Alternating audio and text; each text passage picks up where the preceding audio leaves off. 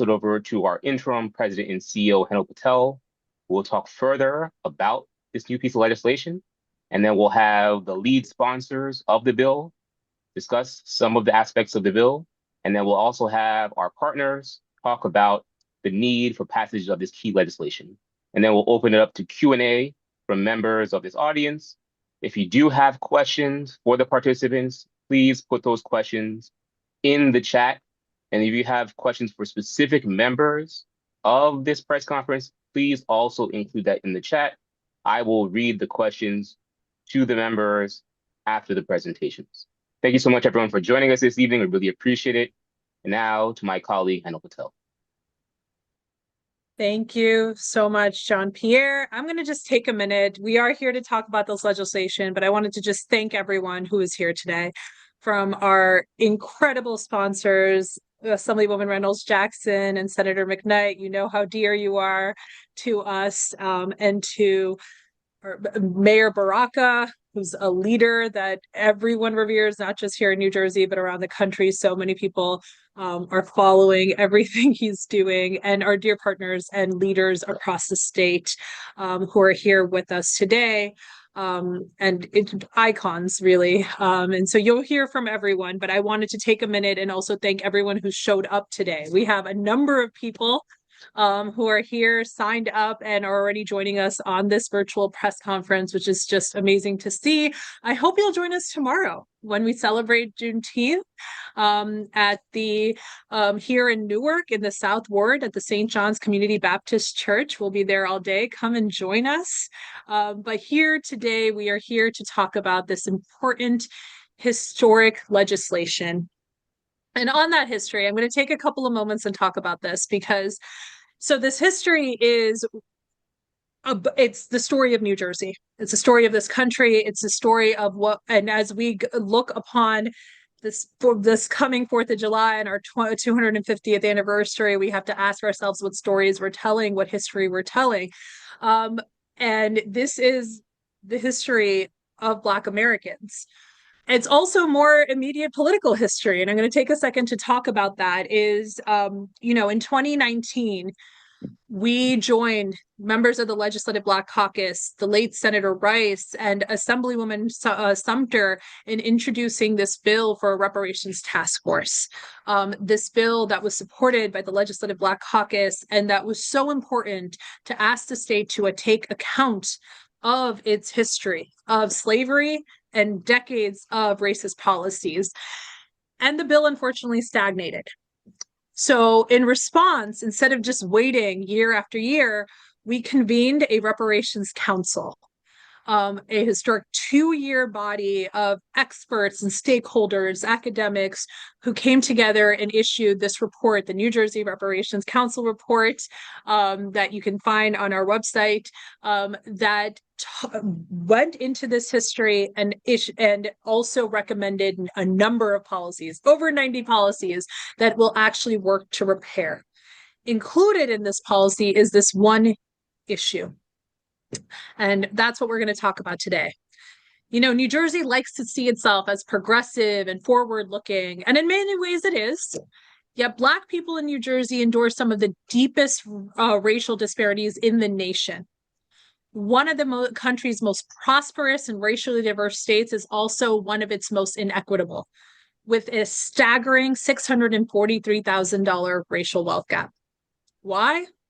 Well, New Jersey was designed this way. From its founding as a colony, slavery took deep root here, known as the slave state of the North. And yet 56% of people in New Jersey don't know that slavery happened here. Truth and Repair calls us, like the Sankofa bird that brands this campaign, to look back in order to move forward, acknowledging the past so that we can take responsibility for shaping a different future. A future where Black people can truly thrive and where everyone can share in New Jersey's prosperity and rich racial diversity. So thank you for joining us here today, and I'm going to turn it back over to my colleague, JP. Thank you so much, Henil, and thank you for that context. We appreciate it. And now I want to pass it to the Chair of Legislative Black Caucus here in New Jersey and the primary sponsor of this piece of legislation, Assemblywoman Verlina Reynolds Jackson. Well, good evening, everyone. I want to say thank you to Hennel, to Ryan, to the team, everyone on this call, and those who wish they could be here that aren't here today. I am Verlena Reynolds Jackson, the chair of the New Jersey Legislative Black Caucus. I also chair the Education Committee in the New Jersey Assembly. But I'm here today to talk about the Truth and Reconciliation and Repair Act, and it's A5253. Because in 2008, apology was given, but we're here in 2025, and that just wasn't enough for us. So you think about it, we 16, 17 years in, and the apology said with profound greatness that we're sorry for this. Then we walked away, we didn't do anything, and then we had the Reparations Council report. But I don't want to leapfrog over the New Jersey Wealth Disparity Report also. They were released. So we have the data. And this legislation helps us finish what we started back in 2018. So the bill does three things. It tells the truth about slavery through education. Second, it asks New Jersey to accept the responsibility of the harm that it has done to our communities. And three, it commits to repairing our communities where the harm has been done for generations. Now think about that. We're talking about generations. We're not talking about 10 years, 20 years, 30 years. We're talking about New Jersey's entire history. And as I began to think about this, I think about communities where we all know, whether I'm talking about a harsh area where despair is just there. We have dilapidated housing that has never moved. That's been there and it just gets leapfrogged over year after year after year. Our history is under attack right now. And as much as we try to fight to improve things, we have to remind people why we're fighting year after year to pour into housing, to pour into education. They're trying to erase the truth, even from the federal government. They don't want us to exist.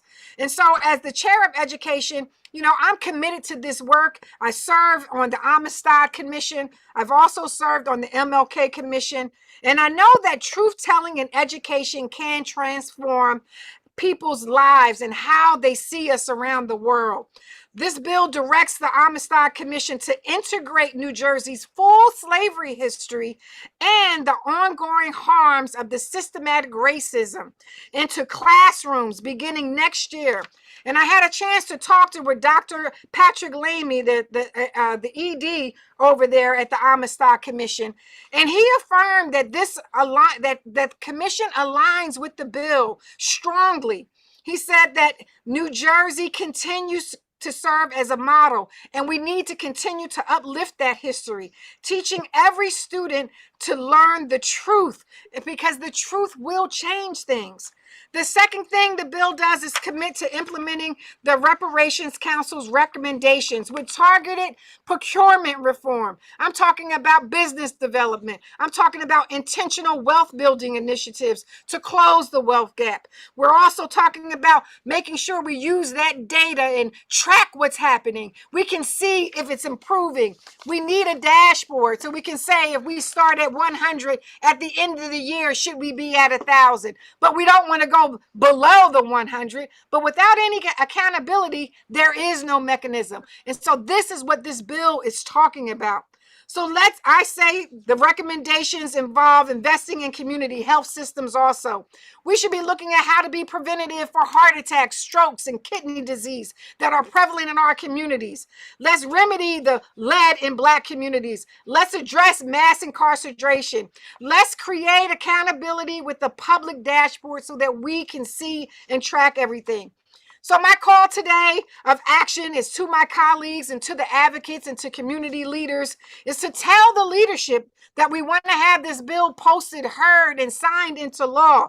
New Jersey must move forward in dismantling these systems that oppressed our communities. And now we have an opportunity to create new communities where we can all strive. So I say that's what truth and reconciliation repair looks like to me. And I hope I have your support in moving forward on this battlefield. Thank you so much, Assemblywoman Verlena Reynolds Jackson. And thank you so much for highlighting that this legislation highlights the generational nature of the harms of slavery and its impact on our present, and then also that this legislation takes the Homicide Commission and incorporates the findings of the report into the Amicus Commission curriculum, and that Dr. Patrick Lamy is also on board for this. I now want to pass it on to Senator Angela McKnight, who is the primary sponsor in the Senate of this bill. Senator Angela McKnight, please. Thank you so much for having me here tonight, and thank you all for attending. And Madam Chairwoman explained the bill. I want to just go back to the number that Hanny said earlier. 56% of New Jerseyans are unaware that this happened.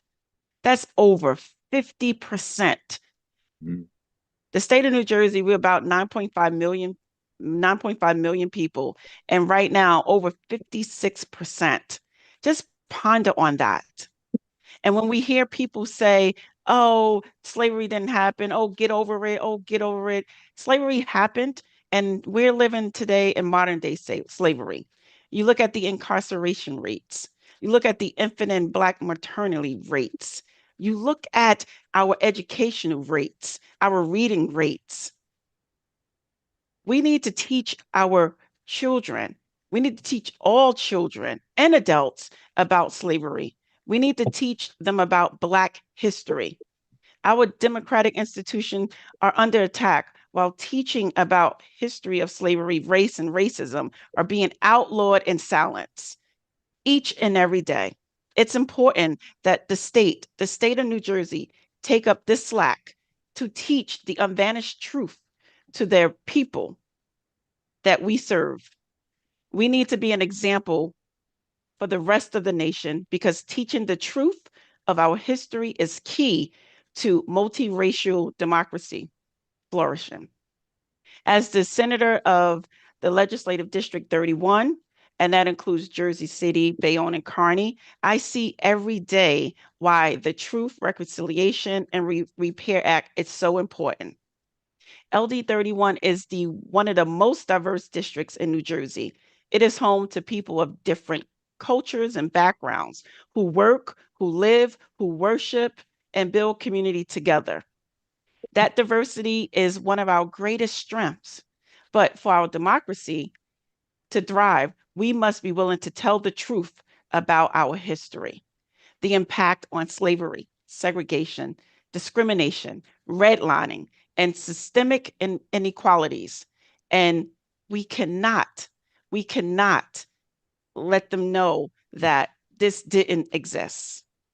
We need to tell them, and this is not going to happen overnight. This bill, the Truth, Reconciliation, and Repair Act, is a great step to moving forward. The impact of what our people have gone through and what we continue to go through each and every day continues and is very hard. And when we come and we talk about what we need to do, why we're not teaching history, Black history, the Amistad in our classrooms, I get, oh, we do teach. No, you're not teaching. You're not teaching what has happened. You're teaching a pretty picture. And slavery was never pretty. Slavery is not pretty. So we need to teach our children and our adults about what a group of people have gone through. Because in order for us to acknowledge it, right, we have to acknowledge it, then we can repair it, right? Then we can face the truth. So I'm here tonight to say, I'm a call of action. I need all of my colleagues to get on board and join me and Assemblywoman Verlina Reynolds-Jackson so that we can get this bill passed and to the governor's desk. We need to continue to empower all people that you belong here, and the disparities that occur in our state, we need to eliminate that. So again, my call to action is please stand with us, because if you don't want to stand with us, then it's clearly shown that you are against us. Thank you. Thank you so much, Senator McKnight. We really appreciate your powerful words, especially about the need for truth-telling in a link to a multiracial democracy, and the fact that over 50% of the folks here in this state simply don't know about this history. I now want to pass it over to Reverend Charles Boyer. Please, Reverend. Thank you. Thank you to the Institute and to our courageous sponsors. We're living through a moment when political figures are literally trying to legislate amnesia. And so across this country, racist, anti-Black forces, as we all know, are working to erase history and sanitize this kind of satanic segregational policy violence and make people more comfortable with lies than the truth. But there can be no democracy without memory. And that's why this moment matters, because if New Jersey claims to be different than the forces at work nationally, then it must undo what it has done similarly, just with less bluster and megaphone level audacity. As you've heard, more than half of New Jerseyans do not know slavery happened in New Jersey. So just let that sit for a moment, because one of the original sins of this state has been buried so deeply that most people don't know it happened. That's intentional. We can't repair what we refuse to remember, and we cannot remember what we have never been taught. As a pastor, I know that apology is not about words. Anybody can say, I'm sorry. The real question is, what are you willing to do after the apology? In the faith tradition, confession without repentance is performance. Repentance requires turning. It requires change. It requires repair. So let me be clear, right? This is not about the past. The distance between slavery and the conditions too many young Black people face today is much shorter than people want to admit. When young people inherit underfunded schools, concentrated poverty, over-policing, racial disparities and opportunity, and communities that have been systemically denied investment, they are living with the consequences that did not fall from the sky. History is showing up in the present. This is why education matters. And so the work of the New Jersey Reparations Council, the Amistad curriculum, and the full support and funding of freedom schools matters, because young people deserve the truth, not a comfortable story, not some patriotic fairy tale, the truth. Because the people who know the truth can build power. The people who know the truth can build justice. A people who know the truth can build a future from the past they inherited. And a power structure that denies the people access to the truth reveals itself. So I'm urging the legislature to act with courage and divine clarity. Pass the Truth, Reconciliation, and Repair Act. Tell the truth. Act responsibly. Teach the next generation. And let New Jersey show the nation that the path to repair does not begin with denial. It begins with the truth. Wow. Thank you so much, Reverend Boyer. And I appreciate you highlighting the importance of the truth to the young people and to the youth. And then also that an apology, what makes an apology really matter is what are you going to do about it? So thank you so much, Reverend Boyer, for that. I now want to pass it over to Annette Buchanan. Please, Annette. Good evening, everyone. My name is Annette Buchanan, and I am proud to convene and represent today the fierce grassroots organization of New Jersey Faith Allies for Reparations, Say the Word, that consists of over 25 faith and justice organizations across New Jersey, as well as the Episcopal Diocese of New Jersey, whose reparations work has led us as church to reckon with our role in enslavement in New Jersey as prominent Anglicans within the state. We strongly endorse the Truth, Reconciliation, and Repair Act as a necessary and critical next step in our journey towards reparations. First, we endorse this act on moral grounds. As people of faith and justice, we lift up the moral imperative to respect the dignity of every human being, to acknowledge harm, to repent, and to prayerfully make restitution. Second, we endorse this act on legal grounds with the documented knowledge that the state of New Jersey supported and perpetuated the institution of slavery through legislation, including providing compensation to religious and other slaveholders for their loss of income from slave labor. Therefore, through legislation, these wrongs can be made right with the bold and courageous actions of our current legislators. Third, we support this act on historical grounds, knowing that education and storytelling within our faith communities for youth and adults about New Jersey's historical role in enslavement and current role in the widening West Gap will lead to further advocacy and endorsement. Most important, we support this act bearing witness to the struggles and tenacity of our enslaved ancestors who built our institutions and places of worship and are now buried in our cemeteries in unmarked graves and registered with borrowed names. They did not give up. We will not give up. We owe them the dignity of being seen and heard through our decisive actions in support of the Truth, Reconciliation, and Repair Act. Thank you. Thank you so much, Annette. I really appreciate those really insightful and inspiring words. I want to pass it over to the chairman of the People's Organization for Progress, Chairman Larry Hamm. Good evening.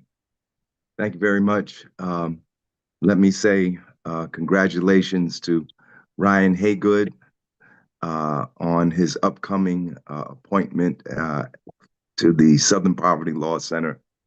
And let me thank the New Jersey Institute for Social Justice for hosting this press conference. And my deepest and profound thanks to Assemblywoman Berlina Reynolds Jackson for being the sponsor of the Assembly version of the Truth, Reconciliation, and Repair Act, and the esteemed Senator McKnight for being the primary sponsor, Angela McKnight for being the primary sponsor of this bill. The numbers are A5253 and S4459. I think it is important for us to understand what this bill will do. This bill fundamentally has two components. The first component is to have the state of New Jersey issue a legislative apology for the enslavement of African people in this state. As was stated earlier, more than half the population doesn't even know that slavery existed in New Jersey. The fact of the matter is that slavery was coterminous with the founding of the state. This state was founded as a colony in 1620, and by 1625, enslaved African people were being brought here to literally lay the foundation for civilization and industry and commerce in this state.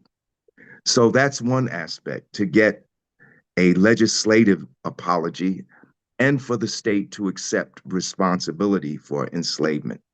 And then the second part of the bill is to ensure that the history, that Black history is taught, and especially the history of slavery in this state is taught, so that in fact, 20 years from now, 56% of the people won't know that slavery didn't exist in this country.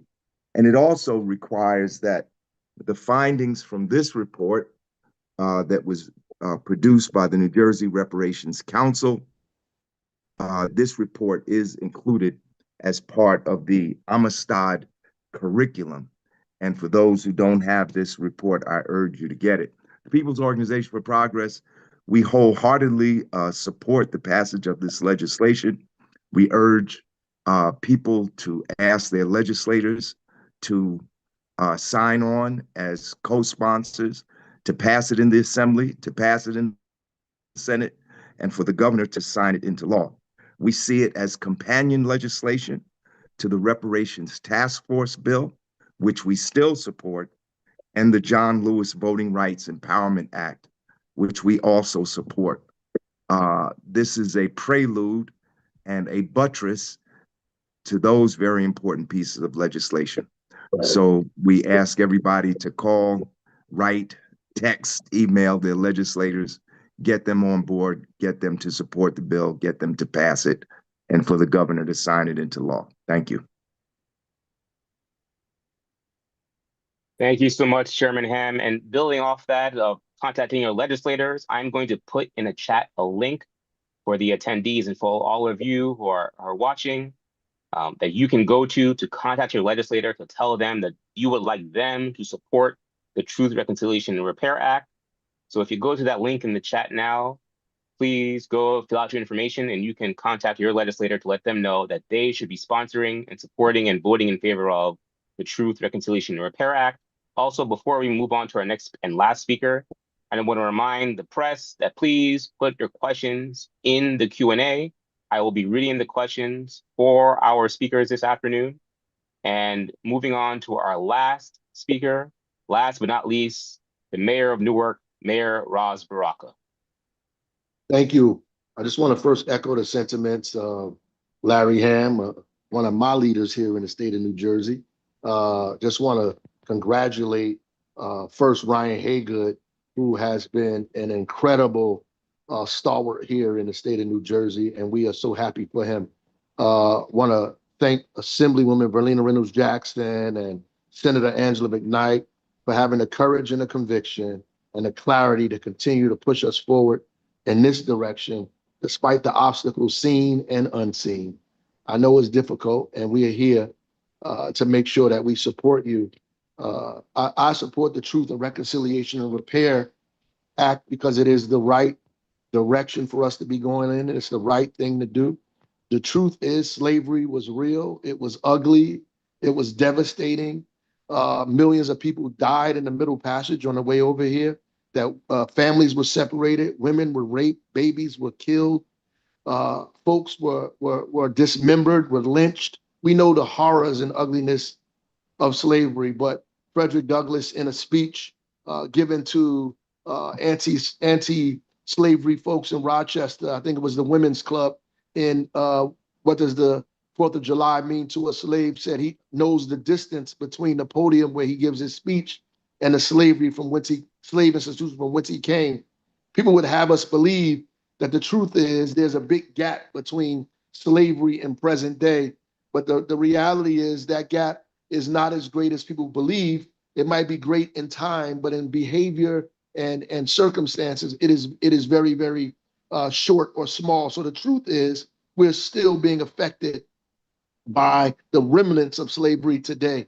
Reconciliation to me means we have to reconcile the fact that Black women are still dying in hospitals more than anybody else. We have to reconcile the fact that our children still go to jail committing the same crimes at more times than anybody else. You have to reconcile the fact that redlining still exists in this community and preventing us from getting wealth in our hands. You have to reconcile with the idea that the state of New Jersey and many counties across the state still do not procure goods and services from Black businesses, that they keep money away from us. We have to reconcile the idea that our children are still not safe in these communities, that the police will shoot them down or arrest them unlawfully. We have to reconcile the fact that education is not equitable in this state, that segregation is real, and our voting rights are under attack. And so reconciliation, in my mind, means that we have to come face to face with the reality that the distance between the past and the present is very, very, very short, and that we have to do something about it. And repair is clear. Repair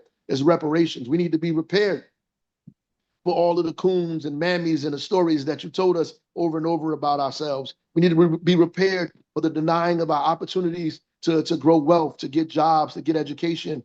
We need to be repaired for the miseducation that happens in our school system, the deep inequity that exists in our communities, the deaths that come about every single day because of inequity. And the repair is very real. I think that all of this stuff that I discussed and everybody else discussed sits in this bill, because ultimately the bill says that before we even move forward, we have to recognize the fact that these things existed. We have to reconcile with these ideas. And we have to begin to mount steps to repair the harm that was done to people and is still being done as we speak. So I'm here to lend my voice and my support here from the great city of Newark, and shout out to the Institute for Social Justice for continuing to be on the front lines for us.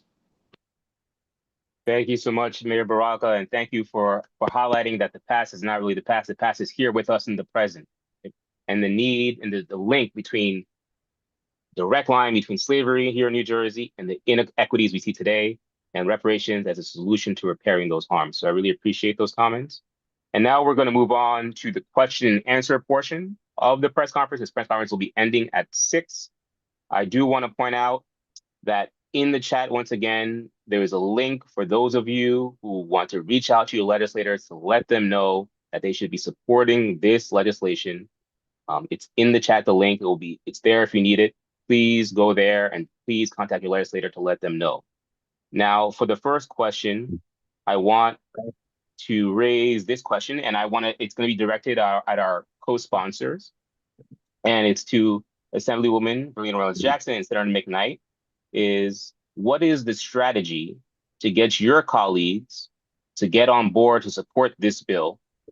And how do you get also the governor to support this bill? That comes from Ricardo. So I can start. So what I have to do, I have to begin to make the phone calls to my fellow senators and talk to them about this bill and tell them the importance of this bill. Give them some time to read the bill because I want them to read the bill and ask me questions. But at the end of the day, my question to them will be, can you sign on to this bill? Do you support this bill? And say if a colleague says, no, I want to know why. Why don't you support this bill? Right? We have to have an open dialogue, but I will definitely be reaching out to my fellow colleagues and asking them to review the bill. I will explain the bill and I will ask them to support the bill. Thank you, Senator McKnight.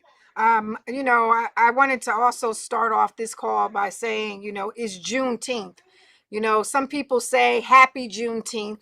Other mourn during this period of time because in some situations, it's like, what are we so happy about?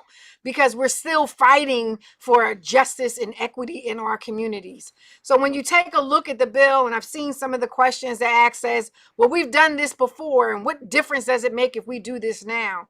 This is about holding the administration, New Jersey, accountable.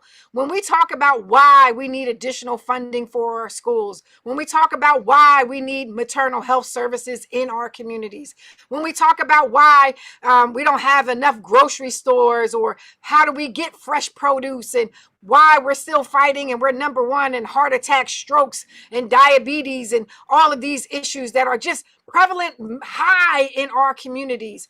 You have to understand that it just didn't happen overnight. And so I'm asking my colleagues to look deeply and understand what this fight looks like. And it's not just a one time. We have to hold them accountable to say, this is why we're asking for these investments. And I shouldn't say asking, we're demanding that we have these investments in our communities. And we can see it clearly, education by zip code. We've gone through all of this. This puts the accountability back on the administration to say how you're going to uplift this and why we should be doing this. So this is my call to action to my colleagues to help us get to those magic numbers of 41, 21 plus 1 to get this legislation done. Thank you so much. We appreciate that. The next question is, many of you highlighted that 56%, over half of folks in New Jersey simply don't know or are unaware that slavery happened here in this state. How did that information, that stat, shape this legislation? But really, what does success look like 5 years down the line after this bill is passed? What does it look like in terms of awareness of slavery here in this state and the support for reparations? And that's not directed to anyone. So if anyone would like to take that up in terms of what public awareness and knowledge will look like after this bill is passed and what success looks like. And there are multiple ways of defining success. So if any of you would like to define what a win is or what wins look like in this situation, please. I'll just briefly chime in here. I remember some time ago, talking to my good brother, who I'm still grappling with the pain in my heart and the joy in my heart, with Ryan Haygood. Moving on to the national stage, which courageous brothers like him are needed in major ways. But when we were first discussing this, and he was asking my thoughts about it, we talked about what took place in South Africa, and the fact that there's always a truth and reconciliation process when these things are done somewhat more towards a better way, and that process had not taken place here in New Jersey. And so whether it's apartheid in South Africa, whether it's the Holocaust in Germany, what we see in those places is that everybody knows what happened and they had to grapple with it. And what that does, it sets a precedent so that even though those models are not perfect, but it creates an environment where it's harder to do the same thing again. Here in New Jersey, because it's been buried, because we act like it didn't happen, we keep replicating what actually did happen, just in more sophisticated ways, through mass incarceration, through this kind of medical, racial system, prisons, profits, all of these different things. So success would look like, I think, closer to some of those models where we have set up memorial stones in order that we would not replicate what happened here before, just in different ways. I would also like to add, if I may, that, I mean, why do we why do we have to continually demand the teaching of Black history? This demand is at least probably 150-year-old demand.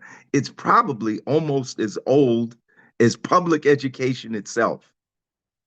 Fundamentally, because the process of enslavement required the destruction of our history and culture.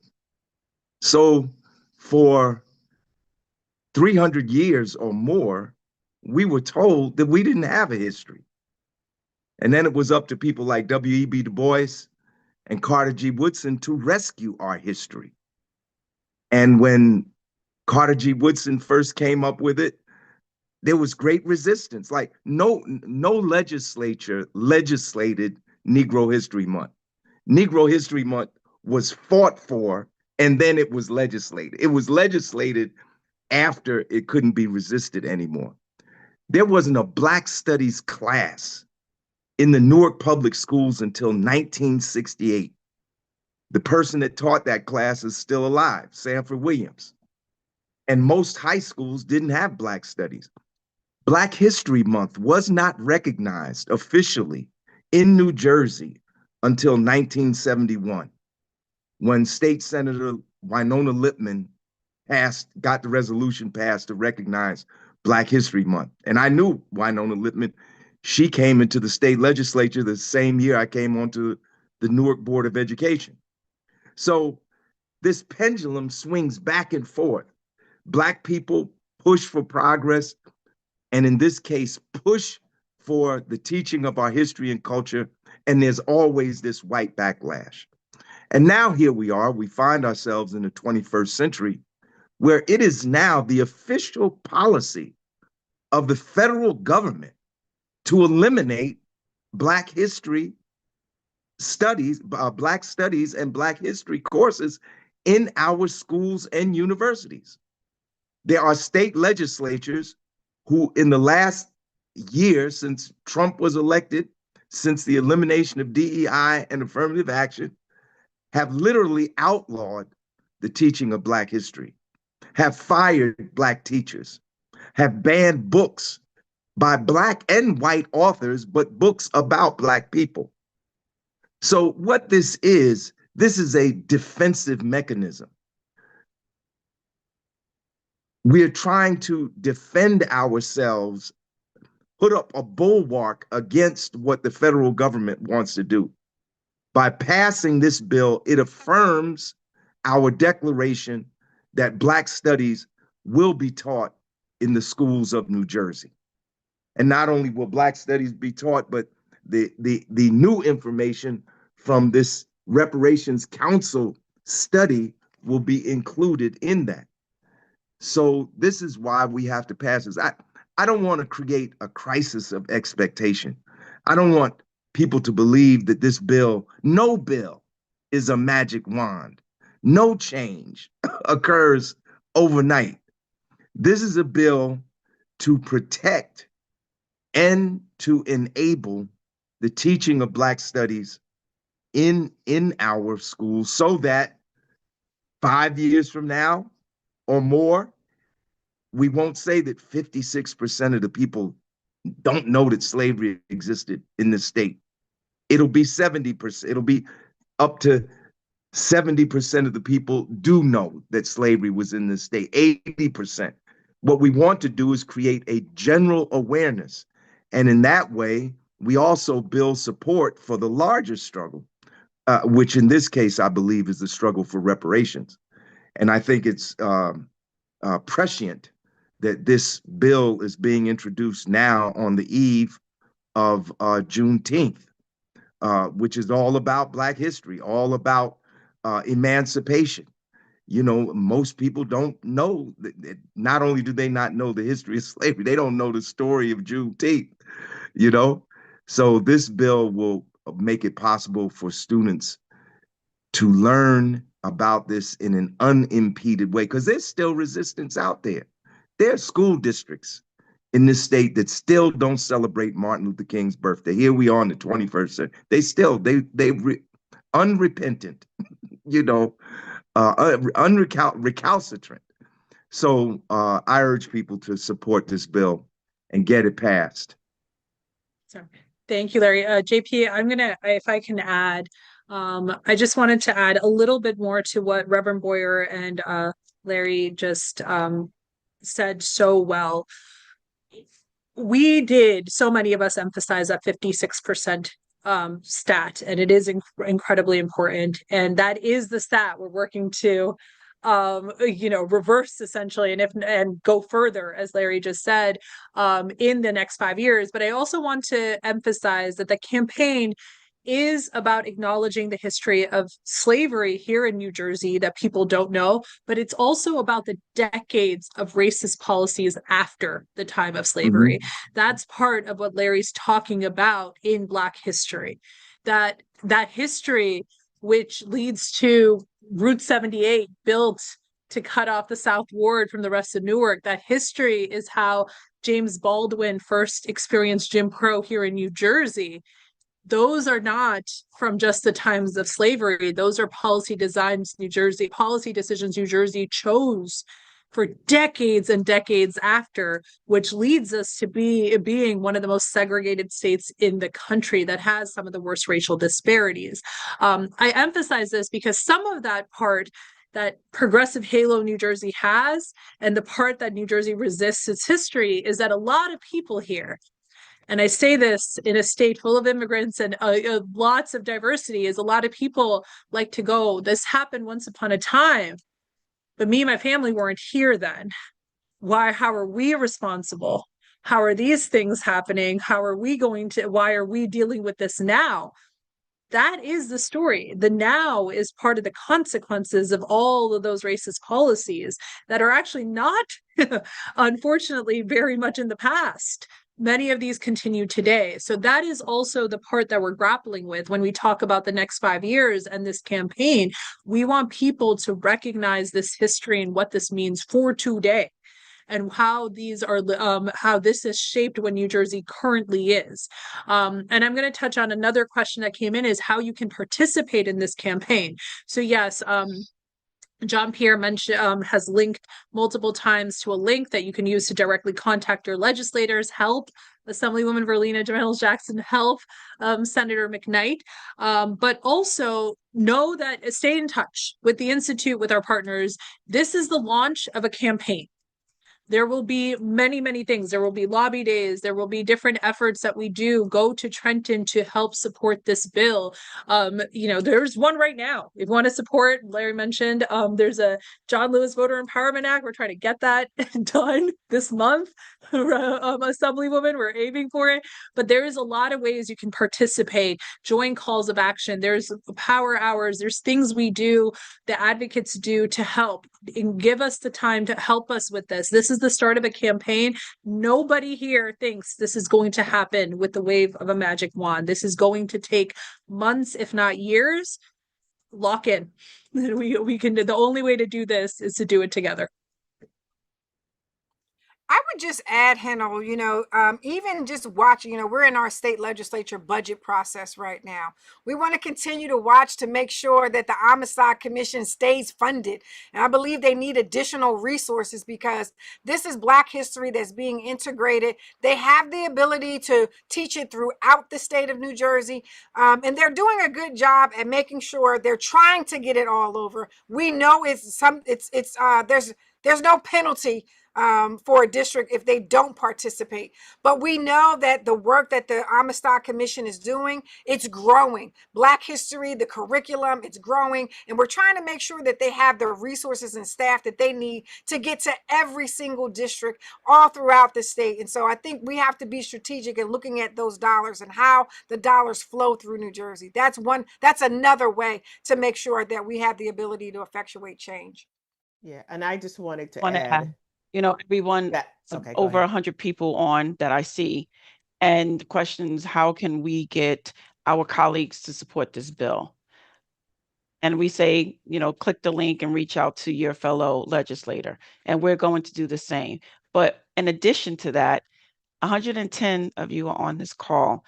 I am, I'm bringing a call to action to you to tell about 5 people about what you heard tonight about this bill and get them to reach out to their fellow legislator to say, hey, do you support this bill? There's always power in numbers. So collectively, you're on here tonight and you're listening to this bill and you're learning about this bill. But I am asking you to tell your family and to tell your friends. Remember, there's 56 people. 56% of the people in New Jersey are uneducated about slavery. But tonight, we can use not just our voice, but we can use your voice as well to help uplift this bill and to get more voices in the room so that we get this bill, both bills, passed into the governor's desk. And I just wanted to add the importance of having partners with this bill, and especially our faith communities. Our faith communities are the ones that start our education, especially of our youth and also of adults. And there are also other partners like our, sororities, fraternities, League of Women Voters. If they are on board and we're actually partnering with them with this important issue, then we certainly can have leverage. As an example, I mentioned the Episcopal Diocese of New Jersey. When we started our reparations education, no one knew how much the church was involved in slavery. And once we had people who started telling their stories, excavating the history of each congregations, pronouncing what happened at our conventions and having Bible study and services. And then that led to legislative actions, lobby days, calling senators. So I'm asking folks, especially those who are part of faith communities, to use that as your avenue for endorsing this bill and helping it to get to where it needs to be.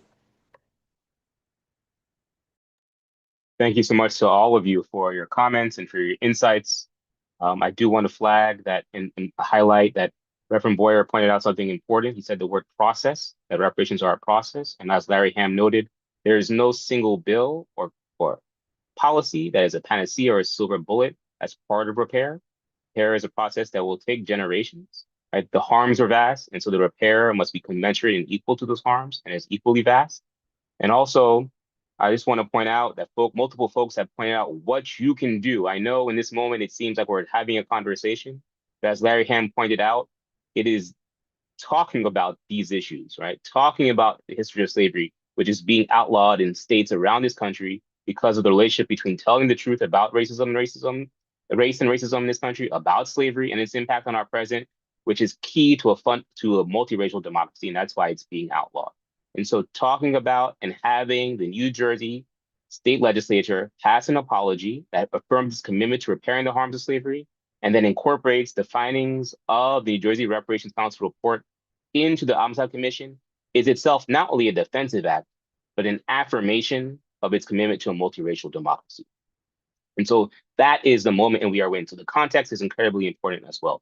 So before we close out, I just want to give anyone else an opportunity on our panel to talk about how folks or what folks can do to support this legislation and move reparations work moving forward. I just want to give anyone an opportunity who didn't have one who wants to raise that before we close out this evening. I would like to invite Assemblywoman Verlina Reynolds Jackson, who is the prime sponsor of A5250, and Senator Angela McKnight, who is the prime sponsor of S4459. Those are bill numbers for the Truth, Reconciliation, and Repair Act. The People's Organization for Progress is going to be having we already started a series of forums being held around the state on the issue of the attack on voting rights and the war on Black people. We had our first forum at St. Paul's Baptist Church in Montclair, and there was a very, very good turnout from the community. I would like to invite Assemblywoman Verlina Reynolds Jackson and Senator Angela McKnight to come to those forums and to talk about the bills and why it's important for the community to support and get their legislators to sign on, become co-sponsors, and ultimately vote for the bills. We have forums scheduled. We're returning to Montclair on the 26th of June, back to St. Paul's. We have one scheduled for Plainfield for July 18th. We have one scheduled for Newark for July 29th, and we have one scheduled for Montclair Maplewood, August the 3rd. We will be getting these forums organized in other cities around the state as well. So these forums could be one venue, not the only one, but one venue to help spread the word and get people on board to support. Thank you so much for the invitation, and I'll definitely circle back with you. Thank you. I wrote the dates down. All right, thank you.